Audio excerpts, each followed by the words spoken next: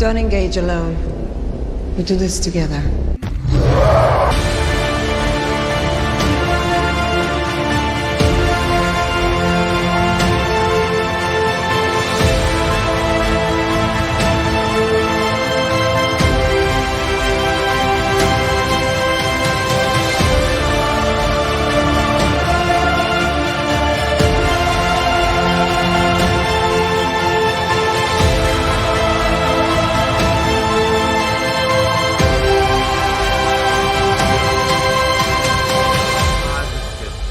Yeah! Yeah! We got it!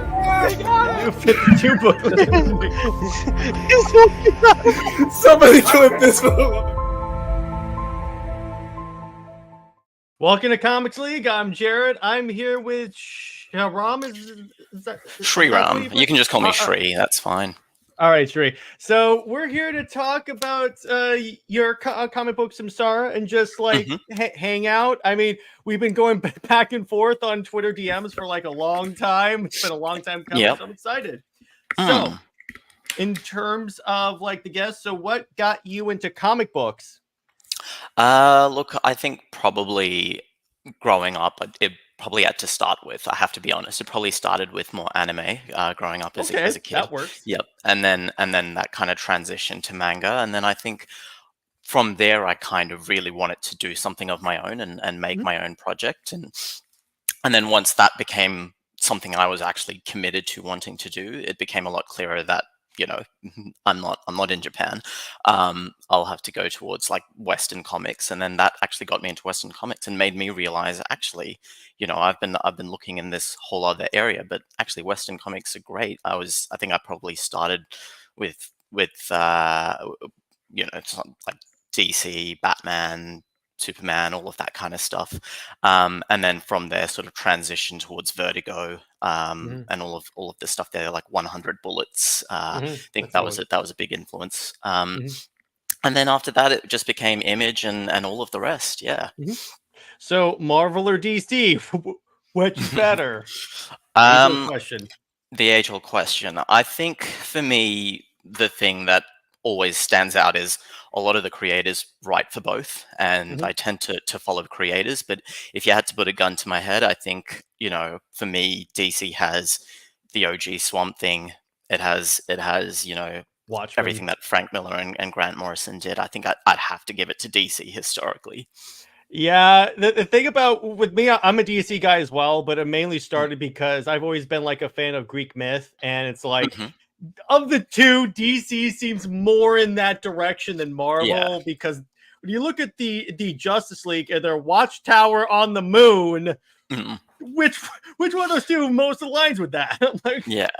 Plus, they have someone that's literally a Greek myth, Wonder Woman. So I'm like, the character they abuse the most. But that's a conversation. That's a really complicated conversation. But so what inspired your comic Samsara?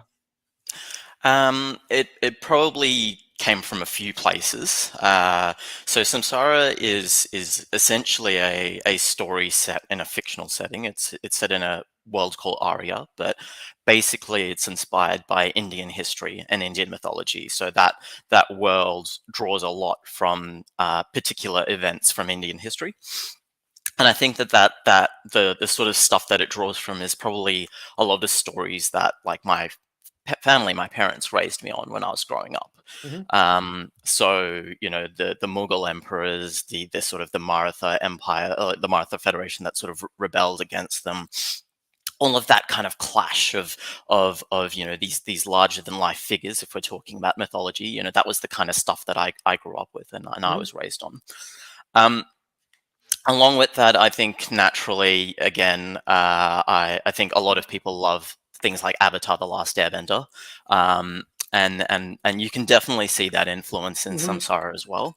I think in a lot of ways, Samsara kind of started off with me kind of going, how would I have written a story in that world? But then going, but actually, I bring my own background and my own influence and my own ideas and, you know, my own upbringing.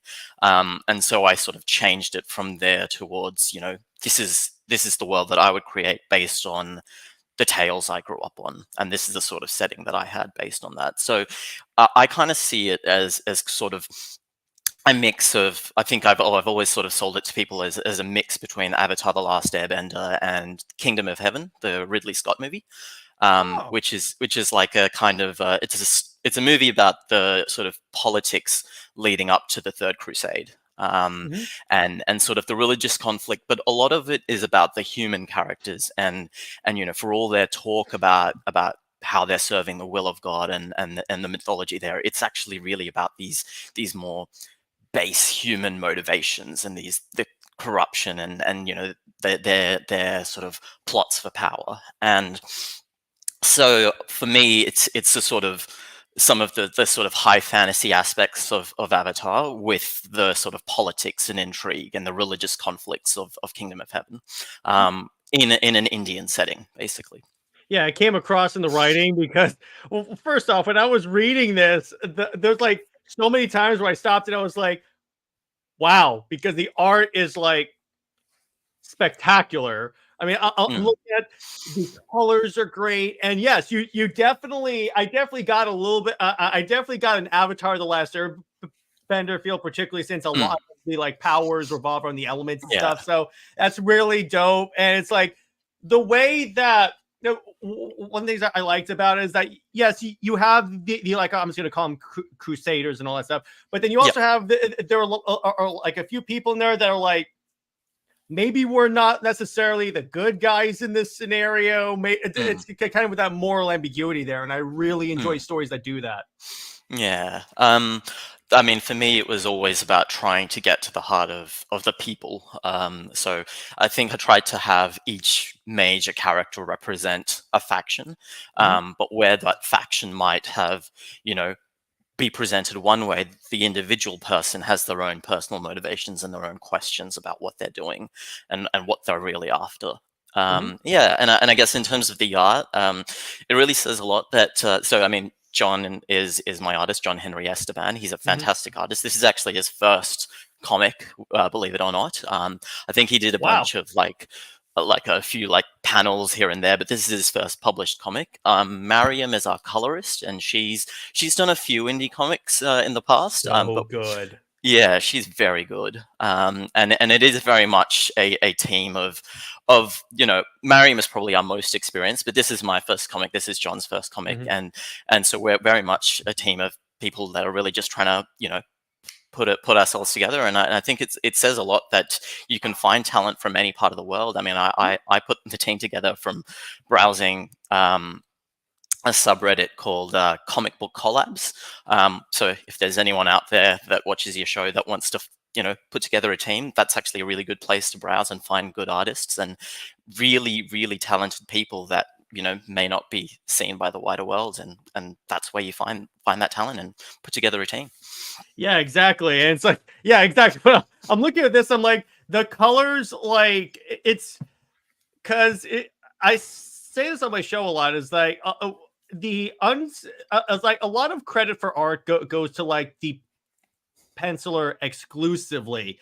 Now Mm, they deserve a significant part of the credit for that because they're drawing like most of the book. It's just when it comes to mm, like the inkers and then the color specifically on this one, it's mm. like what the I'm looking at this and I'm like, yeah, this looks like a DC thing, except Oh, way thanks. better in a lot of cases.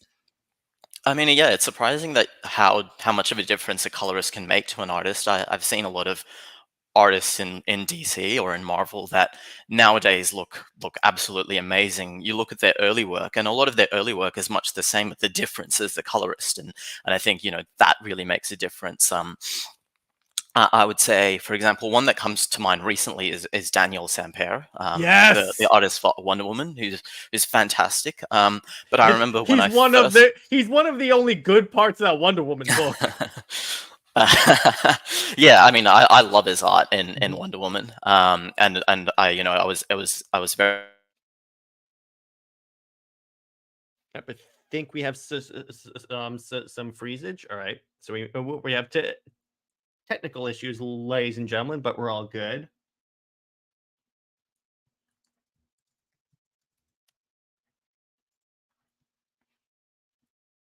Yes, so we have some technical issues, but in the meantime, let me ask you guys this while we get reconnected. What is your favorite comic book artist in that? All right, here we go. All Sorry right, about that. let's just yeah, all right, it's all good. Let's try this again. Yeah. So what was I saying? I was talking about. Yeah, I really missed him when he left Action Comics and during the Mm-hmm. Orwell saga. Although the replacement artists were great as well. Warward Saga was freaking tastic. I'm like, oh god, wow. Easily one of my favorite Superman comics of recent years. Yeah. But like for example, I remember early on years ago he came up in another comic. I can't remember which one, and I didn't think his art looked as impressive. And I think the colorist really makes a difference to that. And definitely John's black and white art looks great, but Mariam really elevates that with her color work, and especially I mean. I sent you volume 1, but volume 2, she really goes all out with some of the crazy things we get into. Yeah. Yeah, and on that, it's just like on that team because you also have like Jim Lee, and then he always collabs with Scott Williams and Alex Sinclair. And it's like when you see those those three together, they give you that signature Jim Lee comic look, and I'm like. Oh wow, yeah, yeah. So it really depends on what the team looks like because if the team is good and works together really well and like understands how like one person draws, one person colors, one person inks, then you get images like this or like Daniel Sampere and such. Yeah, I'm very glad that they've started putting colorists on the credits on the front of comics now as well. So they need to.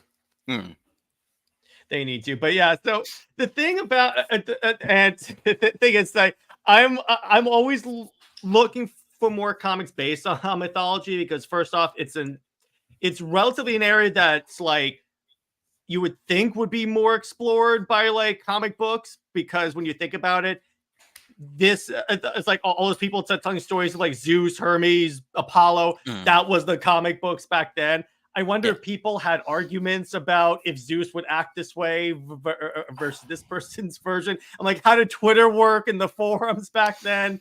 That would be hilarious. I mean, if you want to know, an Indian example of that, there was so one thing that Hindus get raised on is the story of the Ramayana, which is about a prince that people say is sort of an incarnation of one of our gods.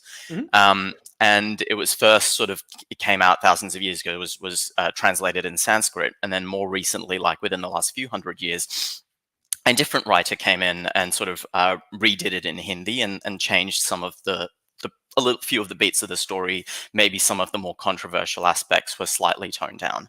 And so another series that I grew up growing up on was an Indian live action sort of TV serial based on that story. And they changed one of the major bits to match one of that recent Hindi interpretation of it. And I remember getting to the end of the episode and then the creator had to like do an interview where he basically said, yeah, people criticized me for this, but I was going off of the more recent version, where there was a slightly update. I mean, it was a scene that, nowadays, even the newer version nowadays just wouldn't fly in terms of the values and the implications of that scene and realistically the sexism of that scene. And by changing that, he still got a lot of controversy and a lot of flack. So I think absolutely, if you were an ancient Greek worshipping Zeus and someone else had their own story about what he did that was maybe different, absolutely there would be a lot of strife and conflict about it. One of my co-hosts and I do a show a lot about Wonder Woman, and one of the things we talk about is that a lot of takes on like Greek myth tend to leave out the fact that Zeus was kind of an a-hole, like he slept with practically everyone, and that's why I didn't necessarily have that much of a violent reaction to like Wonder Woman being his daughter, because I'm like, okay, it's in keeping with the way what he would do. Yeah, exactly. I get why people don't want Wonder Woman to like have that origin. Really, with me, it depends on the story. If the Clay origin has a good story, if the other version has a good story, just make it up. But the thing is, like, I tell people on that, and they're like, well, that's like, my problem is when a lot of like, let's say fans bring up, because I have an argument, a running argument on the show that I have with fans about like if Wonder Woman is bi or not. And one of the things that I say is, okay, you can think of her as an icon in that community. That's fine, because in a way, a lot of her stuff is consistent with that. But the problem is like, first off, DC's never going to do that. Yeah. Second off, the other thing yeah. is like, and they'll bring up it's accurate to Greek myth, and I'm like, A, no, it's not. But B, let's go off of that. So is the Zeus origin, and so is the Amazons capturing and sexually assaulting men. So and you hate that. So where's the line in terms of where you want accuracy to the myths or not? It's one of the things I deal with a lot, that like a lot of fans aren't like consistent in their arguments.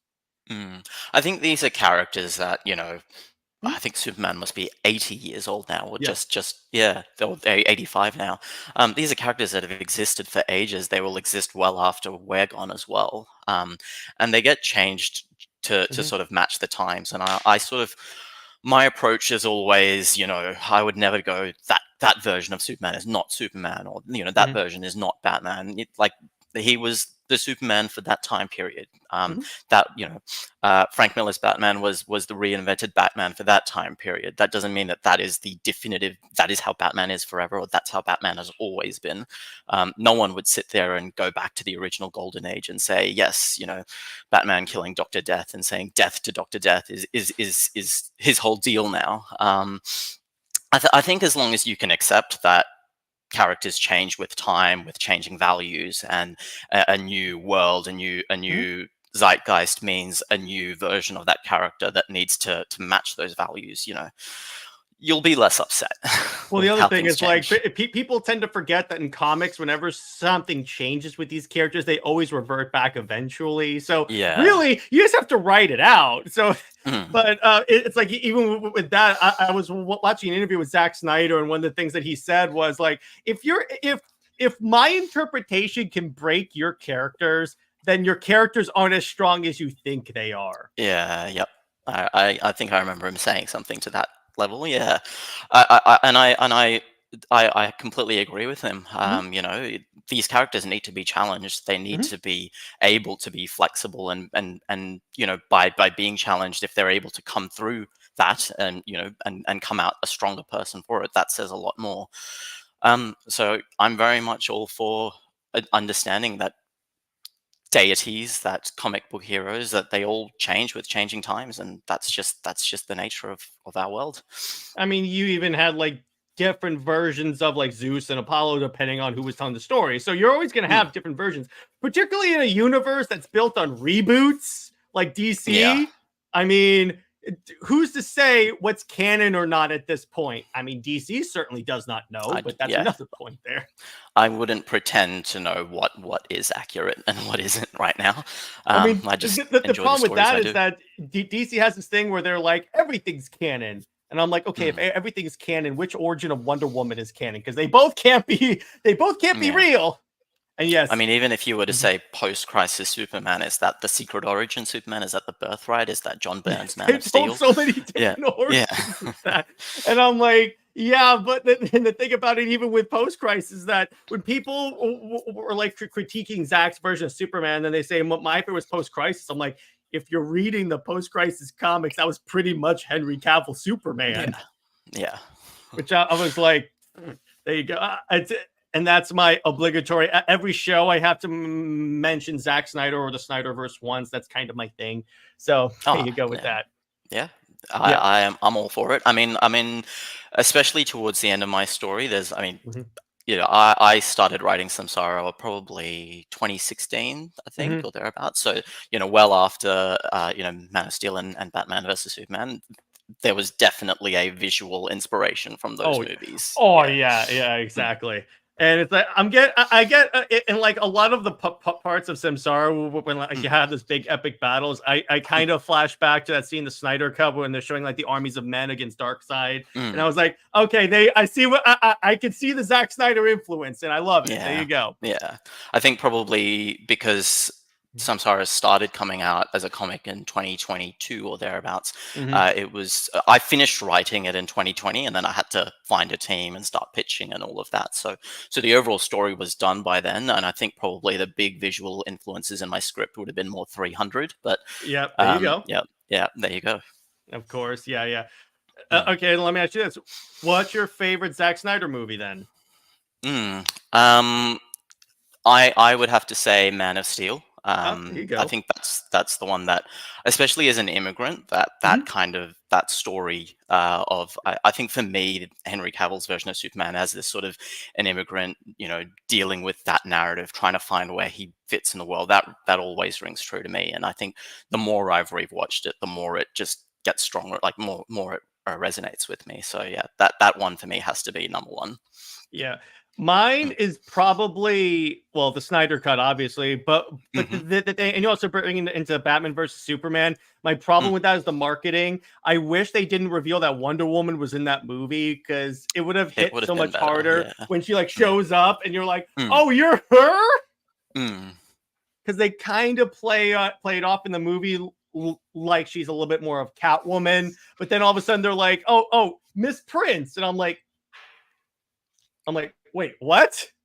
It would have been, yeah. I feel like because there was so much rumor milling at the time, like I Mhm. remember in the lead up to that movie, they were just saying anything online about what was going to be in the movie, and people would just believe it and run with it.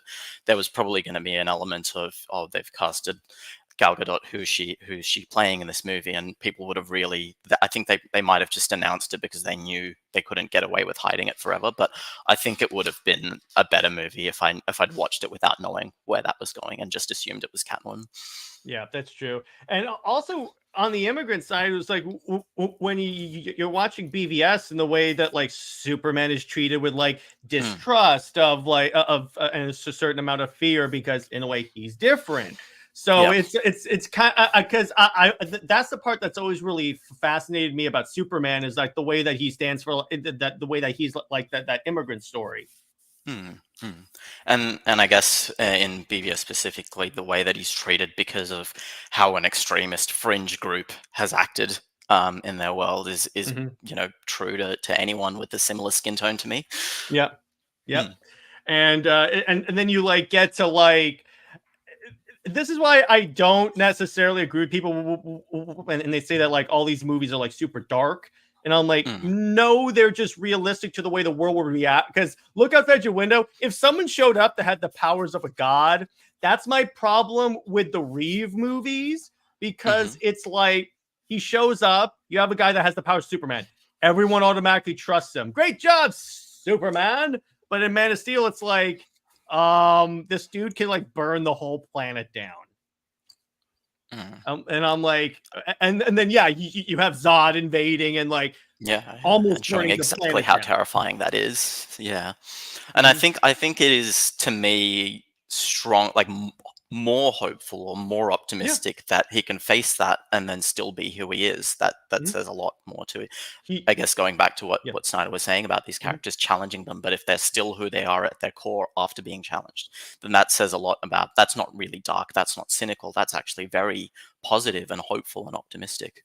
Yeah, and what Zach has said in the past, and you can definitely see, is that what he says is that what I like to do is I'm breaking these characters down to their fundamental core. Who is Superman as a character?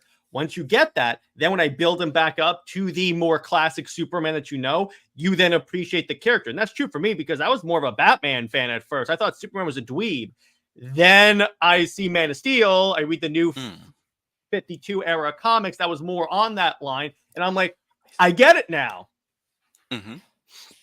Absolutely. Yeah, I think, you know, Man of Steel is definitely a good Mhm. introduction to anyone that has a sort of, oh, Superman, he's just a Boy Scout. He doesn't really do anything. If that's sort of your interpretation, Man of Steel is a very good segue Mhm. into the comics that will actually help you appreciate that character better. I mean, that's what happened to me. It's like Yep. I started with that, and then this all grew. So there was Mm, that.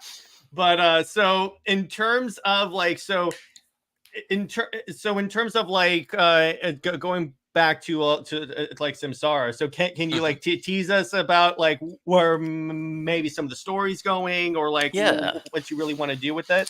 Sure. So I guess the way the story begins is we've got a character named Lakshman, who's very similar to the Avatar in terms of his powers Mhm. and what he represents. He's sort of an incarnation of the spirit of the earth, which is this world serpent spirit. And in ancient times, people used to worship that spirit, but now the whole idea of that pantheon, that ancient race, has sort of faded away, and people worship new gods, and those new cultures are now in conflict with each other, at war about that.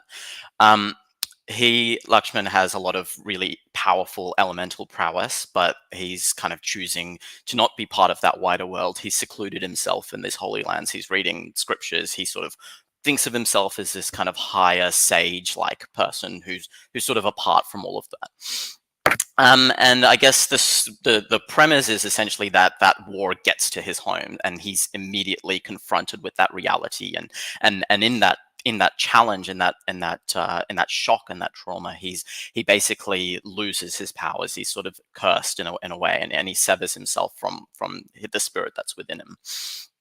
And so the story is very much about him having, been brought right down to zero, having to rebuild himself back up and learn where he's going. He sets out on a journey to find a sort of a hermit that's in exile in the far off forests, to the east. And on his journey, he's sort of going across Arya, seeing all of these different cities and towns, seeing how the war has affected them, how it's led to all of this strife and conflict, and what he's neglected by not sort of fulfilling his duties and his responsibilities. And I guess where things are headed. So that's kind of the premise of the first volume, and where he goes, and I guess where the story evolves from there is it kind of looks into one, by doing that, by committing the acts that he's done, the curse that he's created, the sort of way that the world has been damaged as a result, and him having to find a kind of redemption and seek his, regain his lost faith.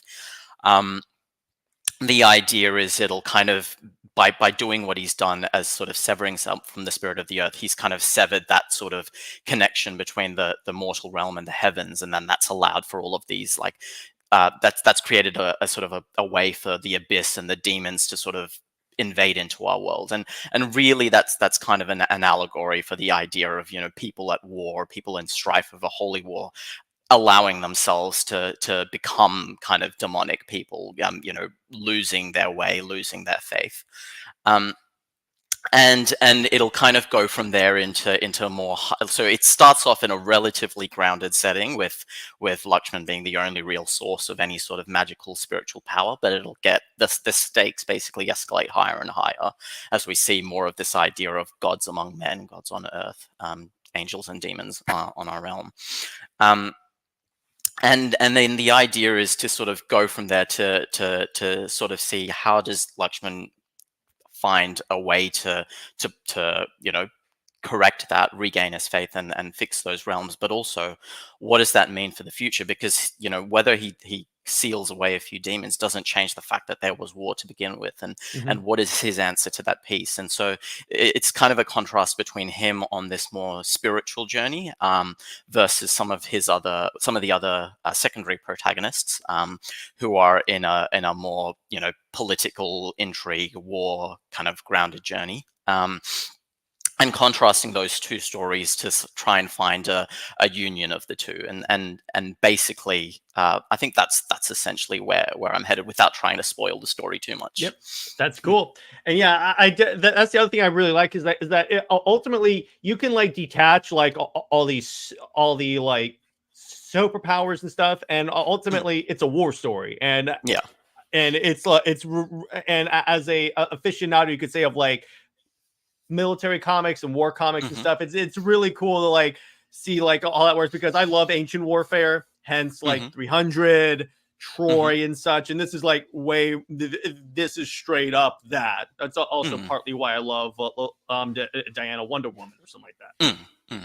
It's slightly more advanced in that it's more like the 1600s. So there are guns, but like the kind of guns that take 10 minutes to reload. So. So that they have their place, but it is very much sort of a contrast between like grim, gritty war and conflict, and then a sort of higher spiritual journey that Lakshman has to figure out on his own, and find a way to sort of reconnect that, but then also realize that he's also then facing a country that's completely in shambles. Yeah, the other thing that I really like about this, and that I always bring this up whenever I have indie creators on, is that one of the things I always say is that the art should match like the tone of the book and everything like that, and the way that like gore is presented in this, and like blood and like combat and stuff. That is 100. It fits 100% with the level of maturity of the actual story, and I want to commend you for that. Oh, thanks. Yeah, I didn't want it to be gratuitous, but at the same time, Yeah. I didn't want to shy away from the realities of things. So I tried to strike that fine balance, and it probably helps that John realized what I was getting at as well, and it says a lot about him and Mariam as to how sometimes there's a few panels and pages in Volume 2 where the idea is to imply the violence instead, and I think they've done a really good job of not showing it, but really giving you a sense of what it must have been. Yeah, a lot of comic book teams, I think, are a little bit too much in the show, but don't tell. But I feel like if you pull off the tell, well enough, you don't necessarily have to show everything. It's like how essentially in a horror movie, you have to choose the right time to reveal your creature or your demon or something like that, because oftentimes what's in our head is way more scary than what we actually see. Yeah, definitely. It's finding that right balance. I think, sometimes I think a good example of this would be Babadook. As a Australian, I grew up in Australia. It's an Australian horror movie, where it's basically, I mean, at its core, the personal journey is more about a single mother trying to raise her kid, and the struggles she's facing with that. But there are some scenes that are just absolutely terrifying, and so much of it is what's not shown and what's implied in that. And after the big reveal has happened, it's kind of scary. But after that, when you kind of know where things are going and where things, what the story is actually leading towards, it's. I still think the movie's fantastic, but it is less scary once I realize what was actually going on compared to my thoughts of, oh gosh, what is this, what's going on, and where are we headed with this story. It's like, I remember the first time I watched Alien for the first time, and I'm like, oh gosh, that is scary. Nowadays I'm like, okay, it's a xenomorph, who cares? Yeah. That I haven't seen Alien Romulus, I have to say. It's really good. It is really good. Okay. I'll definitely give it a shot then. The franchise kind of needed a little boost after the past two movies. I liked them. They weren't very liked by the fan base, so it needed kind of a little shot in the arm. So it really it helps the other two. It helps that it's kind of in between the two good ones, which is Alien and Alien. So it's like it already has that story to build off of. Not going to spoil anything, but it's great. And they went back to you doing a lot of practical aliens, which I felt went really well for them, because to a certain degree, I really don't like Hollywood's over reliance on CGI when you could do it for cheaper, first off, if you did it with like a practical suit. That's the problem with like, if you watch like The Flash or like any Marvel movie, oftentimes the actor's head is just completely separated from the body. It's a 3D body. And I'm like, or it's like with Thor, where it's like where he has like a CGI helmet on top of his face. And I'm like, you could have just built a helmet for cheaper. What are you doing? I think I've seen some of those memes online of like, was it Secret Wars or something like that, where Nick Fury's got just like a stick and then they've CGI'd it into a gun instead of just carrying a prop gun. Just like, what the? I'm like, I get what you're going for, but you don't have to CGI everything. Just make a helmet for Thor to wear and just put it on his head. It looks fine and it lasts longer. That's why Iron Man 1 lasted longer. Yeah. I think for me, you can definitely tell. I think it also is, probably to some extent, a cost cutting corners measure as well. But often, I mean, CGI. There's very few movies where the CGI holds, 20 years later, and things that looked absolutely groundbreaking at the time suddenly seem cheap years down the track. But practical effects always hold their charm. Even if it is just a Ray Harryhausen stop motion puppet moving around, that still looks great. Or has a charming quality to it Well, compared to a cheap CGI prop that kind of looks drab and grey and very obvious years later. Well, the other thing is like, and this is another reason why I love Zach's movies is that so before he was a filmmaker, he was a painter, and one of the things I taught him was lighting. And if you light a scene right, or if you know how to like manipulate lighting around a CGI shot, it looks very, very good. Mm, Like if you darken a scene a little bit, it'll hide a lot of the CGI imperfections. It's like when you look at like Steppenwolf in the Snyder cut, and I'm like every like full on like zoom in on the character, and I'm like, that is a real creature. mm. I mean, Man of Steel is 11 years old now, and it Yeah, it holds way better than a lot of recent movies. yeah, or like the Flash trying to recreate like Christopher Reeve Superman, or like Adam West Batman, and I'm watching this and I'm like, that I get what you're going for, it's not working. Mm. Yeah, I don't love the idea of CGI puppets of deceased actors. Hmm. But sometimes I think a recast is more acceptable and allows the actor to actually bring a performance. Hmm. Um, so I have to be honest, I haven't actually seen the recent Flash movie because I'd heard enough. I'd seen the scene of Christopher Reeve, and I thought that's not for me. I like Christopher Reeve as an actor. I think he brought a lot of charm to Superman, and he carries even some of the weakest Superman movies like 3 and 4 are better for his performance. But I don't want to see someone kind of create a fake CGI version of him. I'd rather just see a new actor play the role. All right, so let me ask you this: what do Mm. you think of the new Superman suit? Um, it's an odd one. I thought the way that everyone on the internet was positioning James Gunn, that it would have been a more nostalgia bait kind of Me too. costume. Mm. I was expecting, like a Brandon Routh with a bigger shield and maybe Mhm. brighter cape and brighter trunks. I wasn't expecting a like new 52 with the trunks, Which and I'm also fine very with. It's baggy just looking. yeah, that's my point. I Mm. wish it had fit him. The dude got jacked for the role, but I'm watching this and I'm like, it's baggy, and they'll Mm. say, they'll fix it in post. Look at Man of Steel. You could see like the suit reveal for Man of Steel was fine, but even these set photos, it looked perfect. Mm. It fit Henry. That's my problem with it.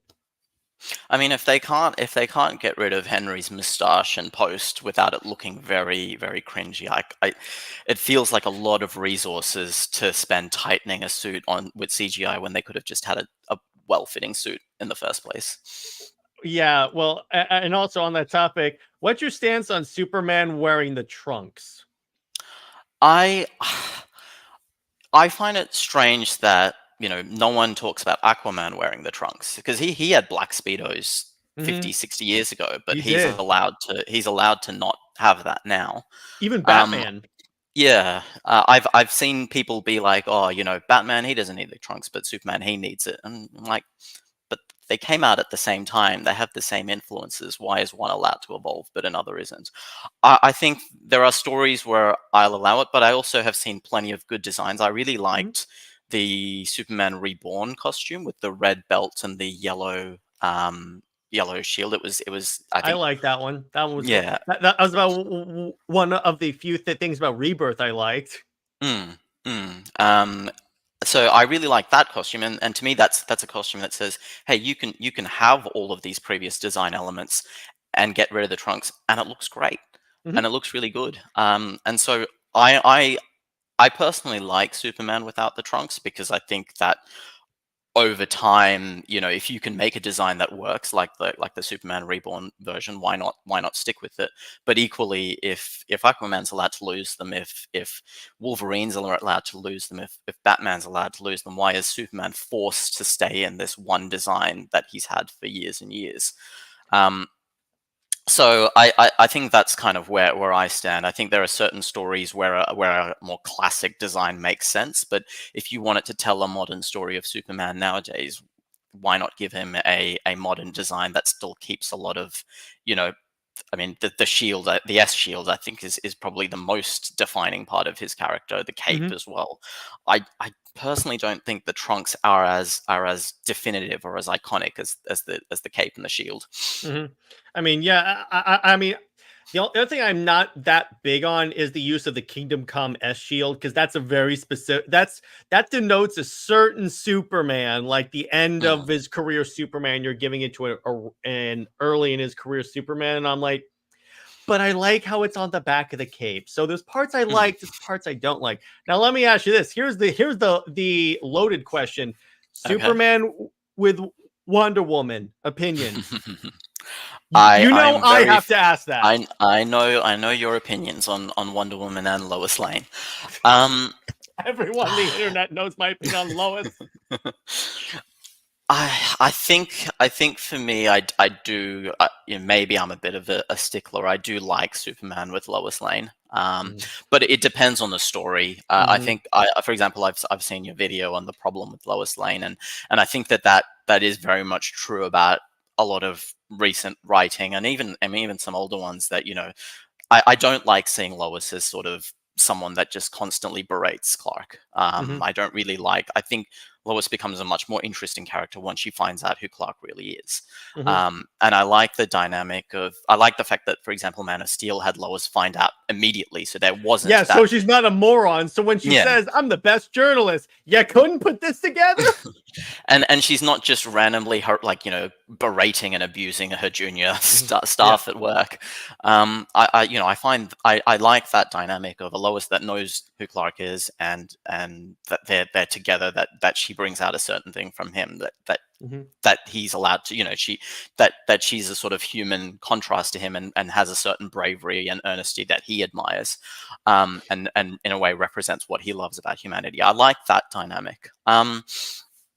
Superman and Wonder Woman specifically, I guess really the main places it's been done is Kingdom Come and the New 52, unless And it's been there's. hinted at actually since the Golden Age, because the thing about Superman and Wonder Woman is that they're like work spouses, if you will, in that they've Mm, played around with them flirting with each other, but the writers won't do it because of Lois. That's kind of why. So it's mm, like a new 52. The purpose of that reboot, one of them was to get rid of the marriage to Lois.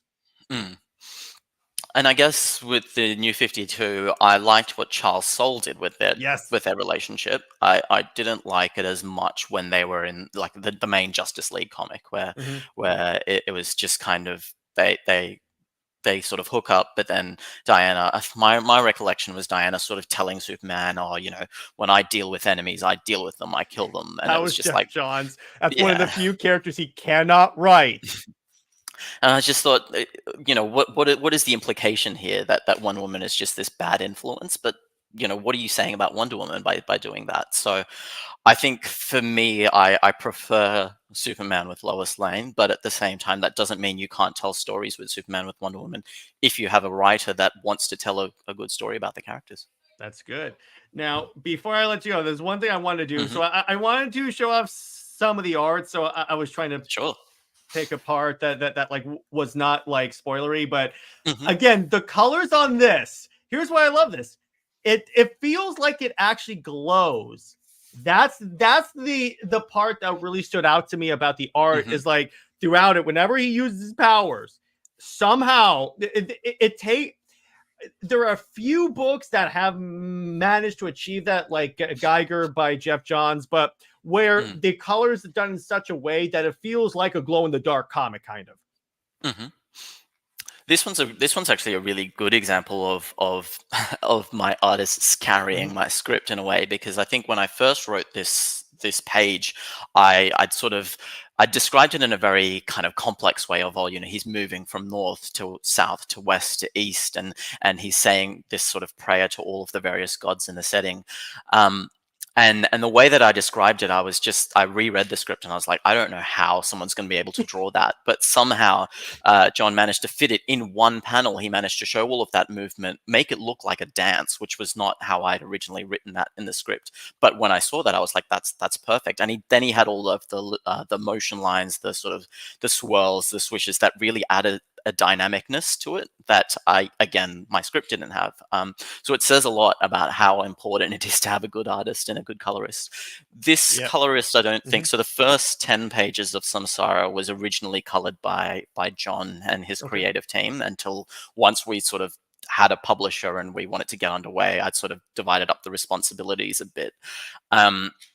Just to help John have more time to draw the art. So Mariam didn't color this page, but she keeps a lot of the style from this and the sort of glowing aura. If you like that glowing aura, it is coming plenty of pages. So Mariam starts from about here.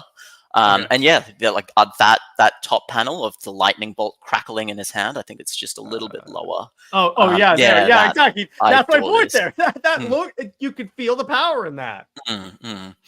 That was John.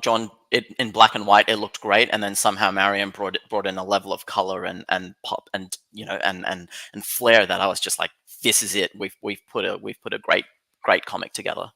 Yeah, and you bring up an interesting point because I'm working on a comic myself, but the thing that that's always really fascinated me about the comic book process is if you have the right artist, you could write something, and then when they show you what they drew, it's exactly the way I pictured it. It's like he'll send me a scene, I'm like, that's it. That's exactly the way I thought it looked. It's like even with that prayer scene we saw, it's like you describe it in a certain way, and an artist is good enough that he's like, okay, here's how I draw that. Okay, here we go. And I'm just like, wow. Absolutely. Yeah.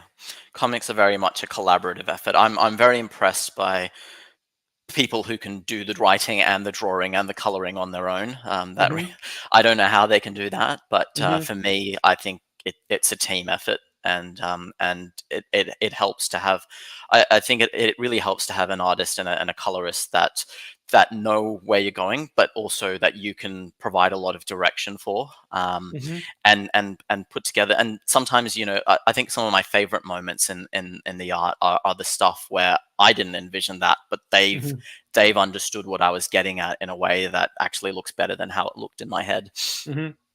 But like, again, all the snakes here glowing. So I'm like, wow. It's like you see all of that's when you know you have a good colorist, is that when that looks practically real. That's the good part there. But yeah, so let the audience know where they can find the book. Yeah, so essentially, it's Samsara sort of it's released in two formats. The first is a digital chapter format that's basically on Amazon Kindle, Comixology, and Drive-Through Comics. Those are kind of the main places, and you basically get the individual chapter as it comes out. So we have 8 chapters, although the 9th chapter comes out in 3 days on Amazon, and then and it'll be a 12-chapter story overall. So I'm hoping it'll all come together by about January, February, early next year.